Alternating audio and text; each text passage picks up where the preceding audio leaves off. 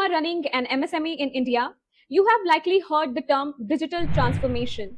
But on the factory floor, what does this actually mean? It is not about buying an expensive software. A true digital transformation relies on three core pillars. So let's get the insights of these three core pillars in today's MSME's Excellence Series Part 1.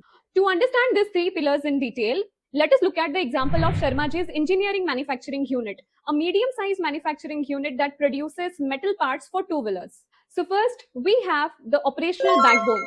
This pillar focuses on making your internal processes strong, standardized, and digitized. Previously, Sharmaji's engineering tracked its steel inventory and Delhi machine outputs on paper clipboards. Materials would often run out unexpectedly, bringing the production line to a halt. So, to solve this, they established a clear standard operating procedure and implemented a basic ERP system. Now, their raw materials, Delhi production target, and GST e-invoicing are tracked automatically in real time. It ensures your factory runs efficiently, securely, and without any operational bottlenecks. And now the second pillar is digital platform. While the operational backbone looks inside your factory, the digital platform looks at the outside world. It is a technology that connects you to a new customers and a broader supply chains. Once the internal operations were stabilized, Sharmaji wanted to scale. So instead of relying solely on local brokers, they listed their technical catalogs on B2B marketplace and on the government portal called GEM. They also integrated their system with the digital vendor portals of large auto manufacturers to receive purchase orders directly. The digital platform breaks geographical limits and helps to secure new contracts. The third and the most critical pillar is digital quotient or DQ.